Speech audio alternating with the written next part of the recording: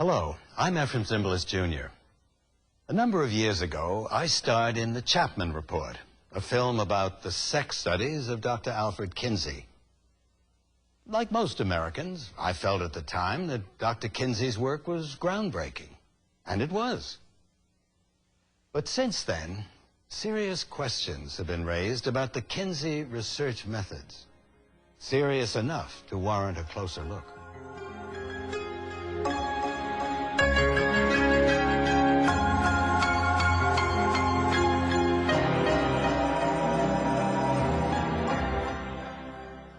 What would you think if you learned that some of the most important scientific research of the century may have been based on fraud, or if not fraud, criminal experimentation on children funded by the taxpayer? What if you learned that the results of this research are exerting a profound influence on our society today, ranging from how we deal with sex offenders to how, when, and what our children are being taught about sex? Not to mention why. Every parent in America needs to know the facts behind Alfred Kinsey's inclusion of children in his famous sex studies in the late 1940s. Recent revelations about government-sponsored radiation experiments remind us once more of the dangers of projects that violate informed consent and the standards of common decency. As you watch this story unfold, you will learn how America has unknowingly put its children at risk in the name of science. And you may also join me in asking, what happened to Dr. Kinsey's smallest subjects? Where are the children of Table 34?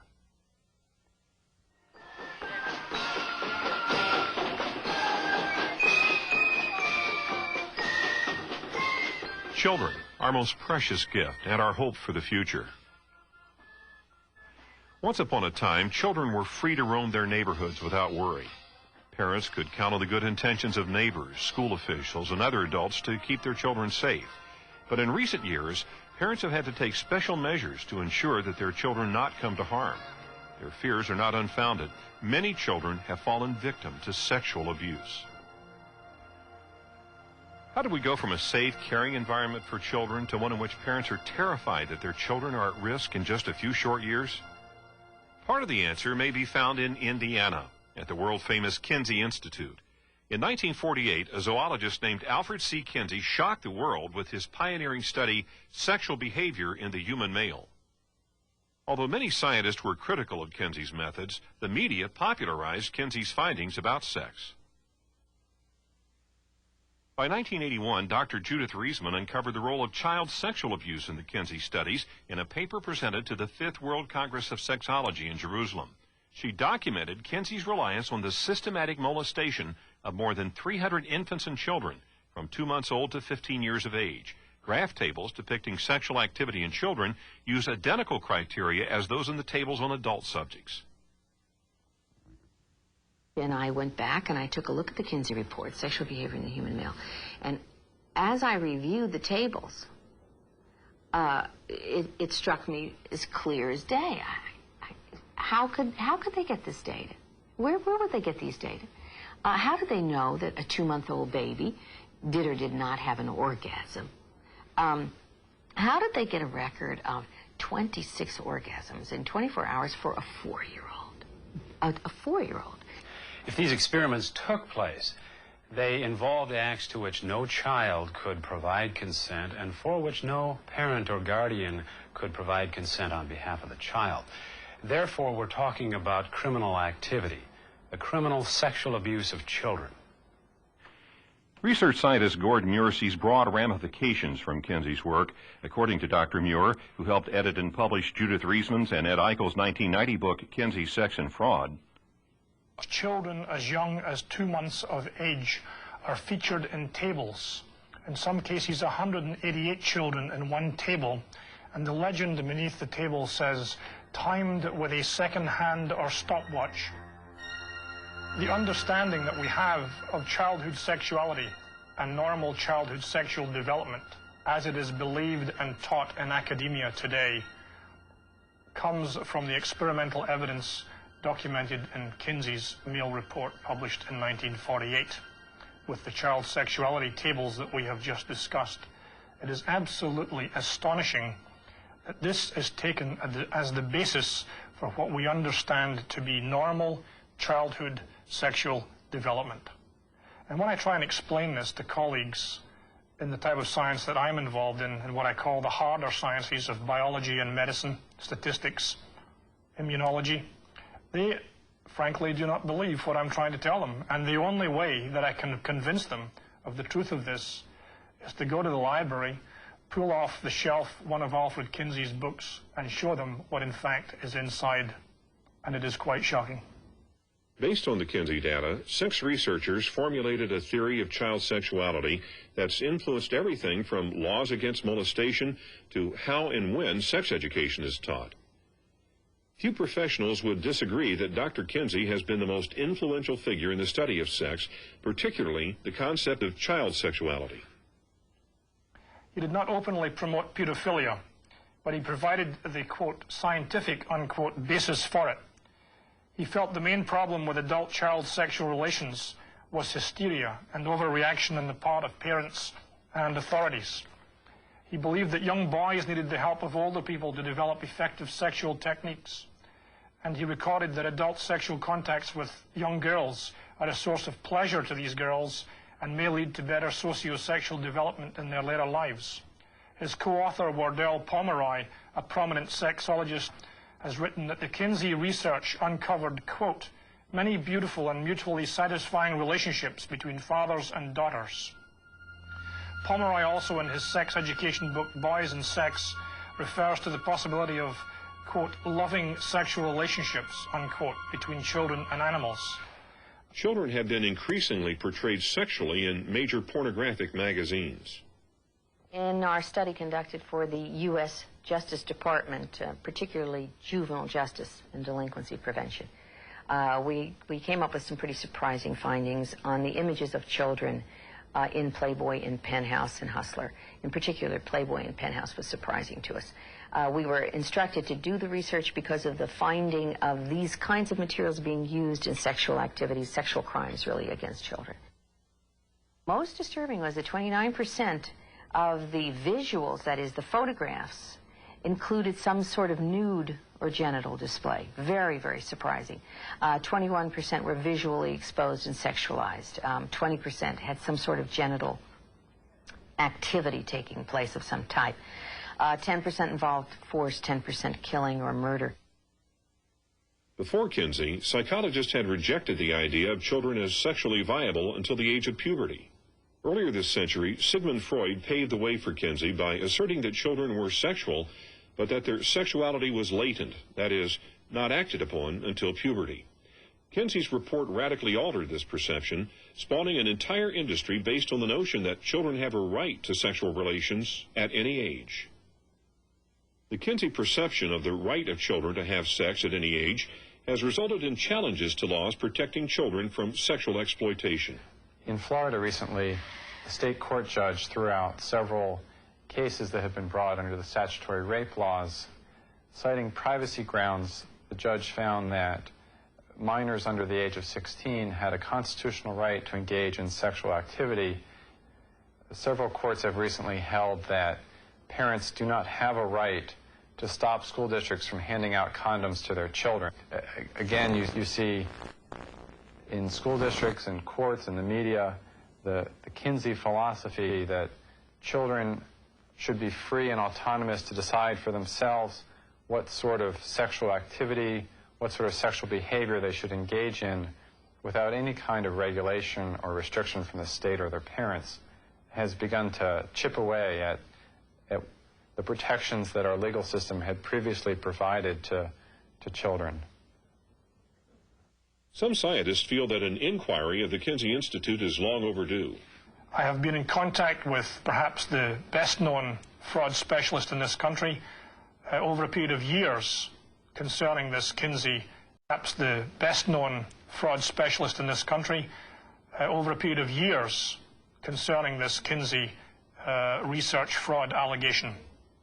The person I'm referring to, of course, is Walter Stewart, who is well known in Congress and in the scientific community for his work in the Baltimore case particularly, and in other cases. Now, Stewart is firmly of the opinion that there is something here that needs to be investigated, and has told me so many times. Muir says that such an effort may be mounted outside the United States, and cites a letter by Walter Stewart to the Canadian Medical Journal. What Stewart said was that he finds the evidence, that is, for fraud and ethical violations in research, compelling, since the evidence comes almost entirely from Kinsey's book itself. He says, I find it disturbing and believe it requires investigation. Dr. Muir says he hopes that Congress will investigate the Kinsey Institute once it's widely known that children may have been used in sexual experimentation. Because there is a mess here that has to be cleared up in the backyard of American science, and it would indeed be tragic if it gets cleared up from elsewhere first.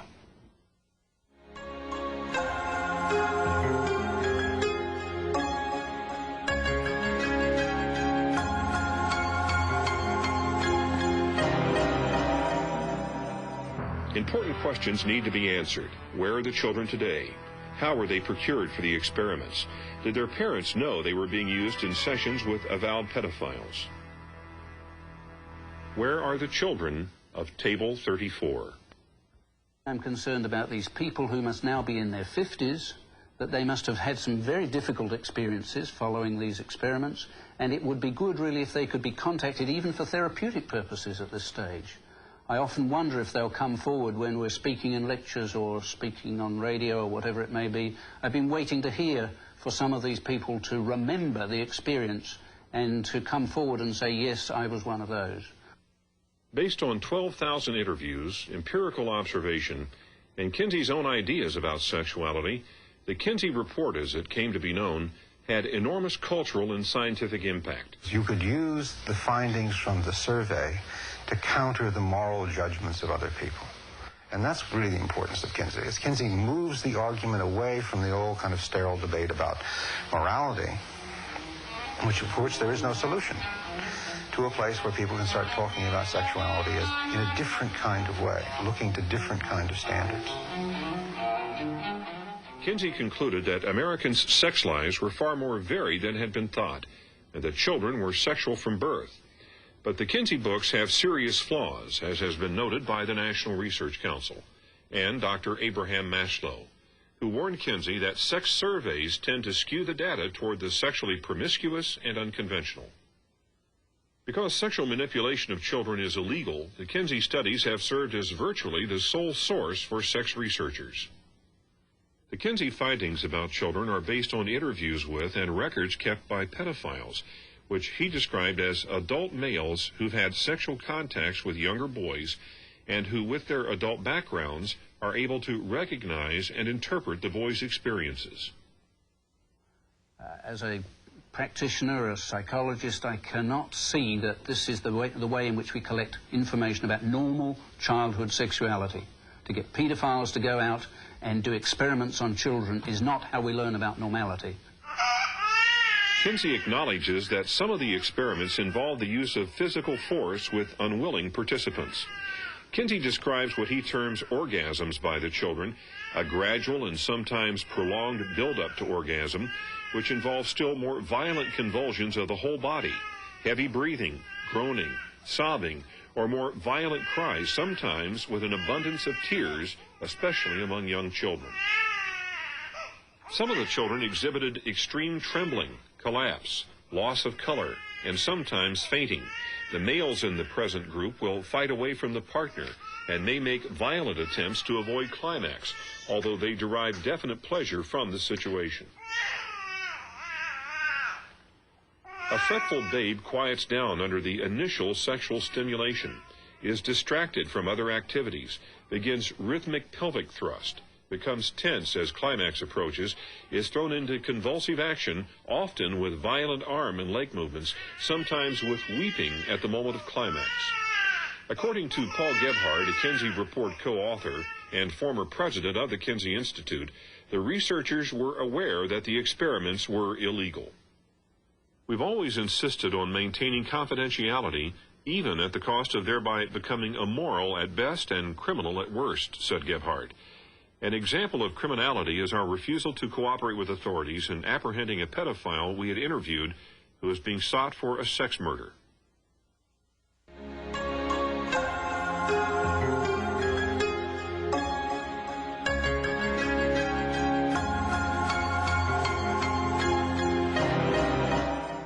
Kinsey would have done business with the devil if it helped the research, and this is true.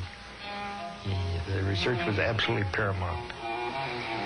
And he was astute enough to stay out of trouble. He got in practically no trouble, but he worked at it.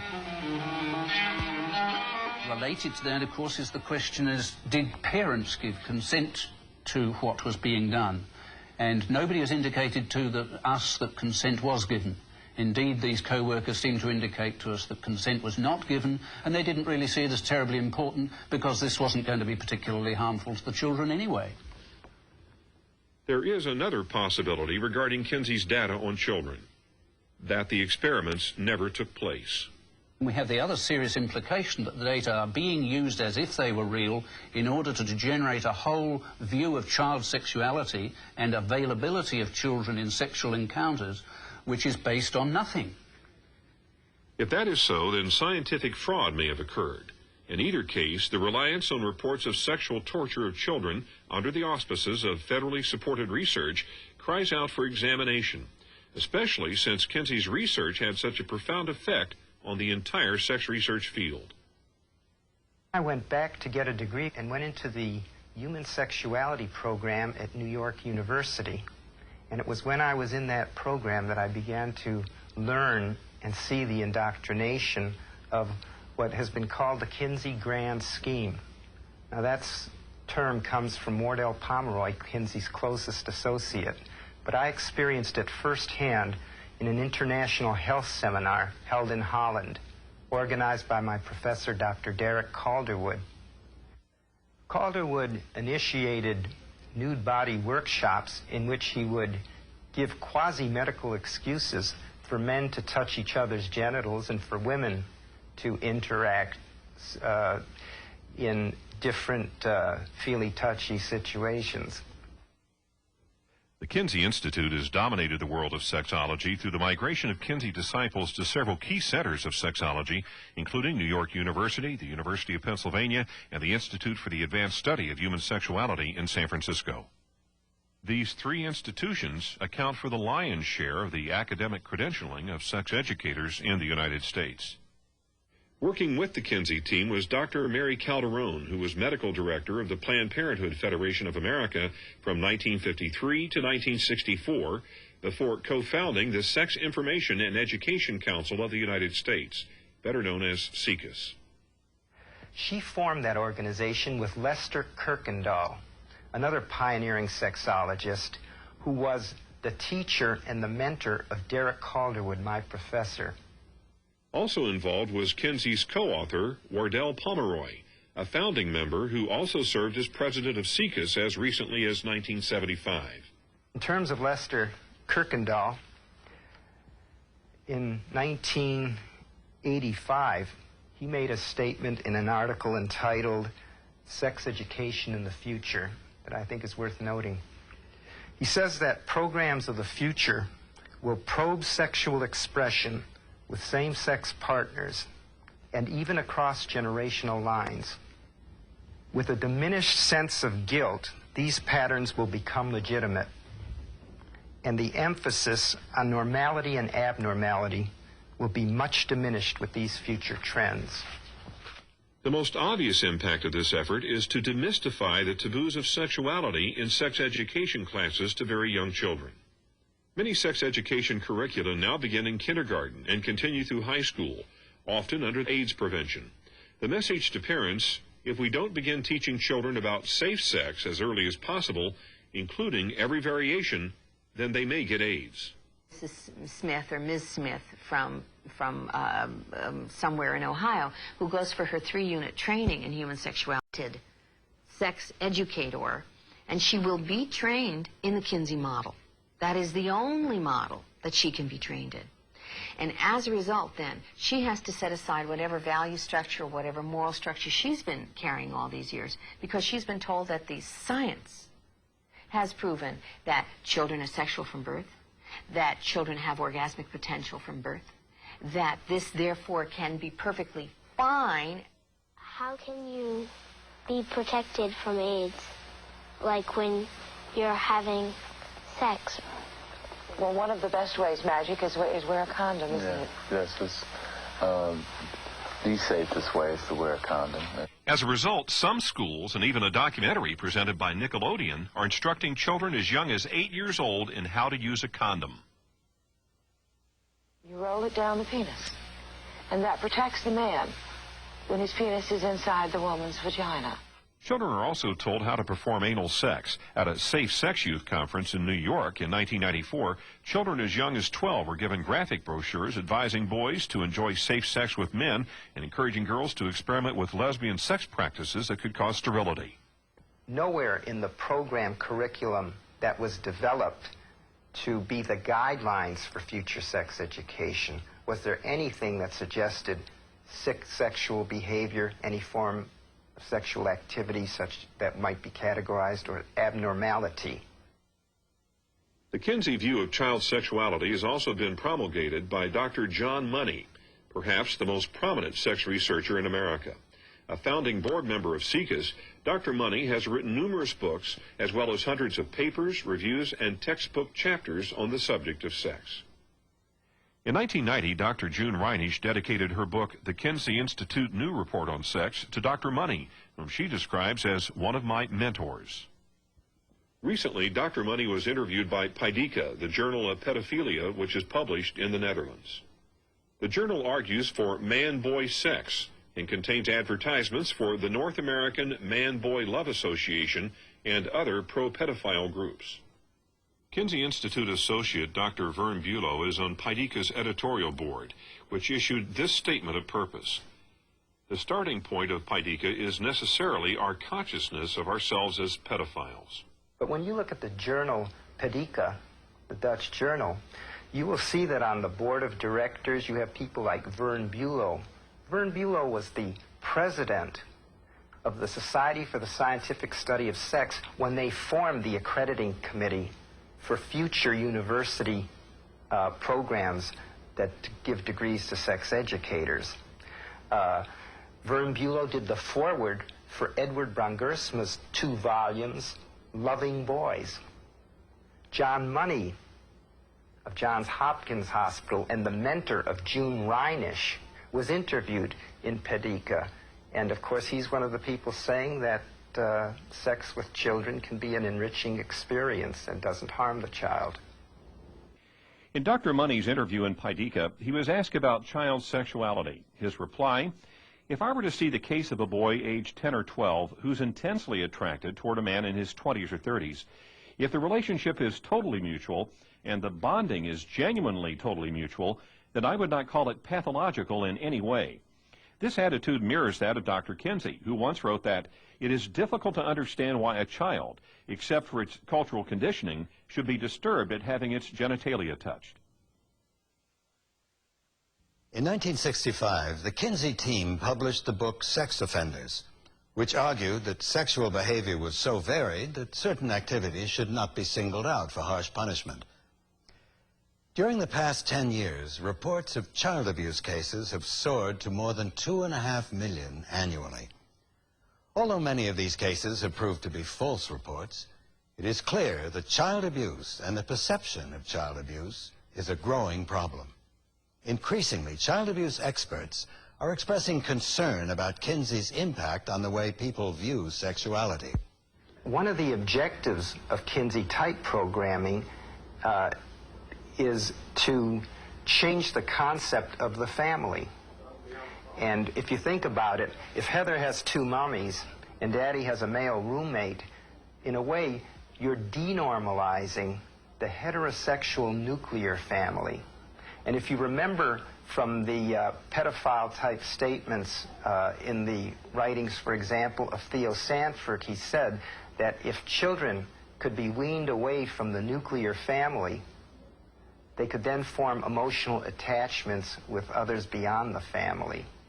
So, in a sense, the systematic destruction of the concept of a family with a mother and father, and with the family breakups and divorces that are occurring, it's a very opportune time. Attempts to uncover evidence regarding the experiments on children had been rebuffed by the Kinsey Institute. Former director Dr. June Reinisch, interim director Dr. Stephanie Sanders, and other Kinsey personnel either declined or did not respond to interview requests. Dr. Money also declined to be interviewed. Child Magazine featured an article by Dr. Reinisch urging parents to regard their children as sexually active and to promote more sexual activity. Given its critical role in overhauling a culture that used to value and protect children above all else, the Kinsey report is long overdue for scientific scrutiny. He used data from the rape of children, as we've discussed, some as young as 2 months, to demonstrate improved childhood sexual capacity. He concealed the full nature of these experiments, and he concealed information on who performed these experiments. He extrapolated these data to describe normal childhood development. He did not follow up these abused children as was ethically and morally required, though the identities of many of these children are known and known today, and they still could be followed up and should be. Furthermore, he shielded criminals who were involved in this work, including one murderer that we know of, from the police. If I have not said enough about the need for this research to be investigated, then I doubt if there's really anything else that could be said. These questions need to be answered. How were the children procured for the experiments recorded in Table 34? Where are they now? Most would be in their 50s. Also, many of the Kinsey associates themselves are still around, but most of them are elderly. It's important that they be given the opportunity to shed light on what happened before it's too late, before any more children are victimized.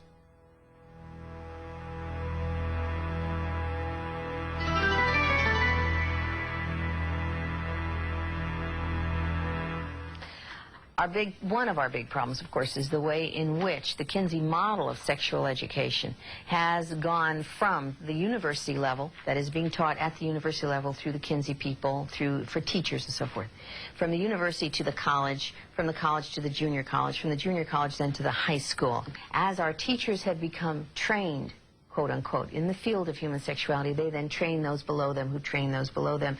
That then filtered out. So we began in 1953, really. 1948 was Kinsey's book on men. 1953, women. We began to train people at that university level with all of this false data, all the fraudulent data. That then filters down to to high school, to junior high school. And now we've got this thing spreading out so that we have teachers and we have parents in an uproar all over the United States of America, being forced indeed to teach things that we are arguing are fundamentally fraudulent.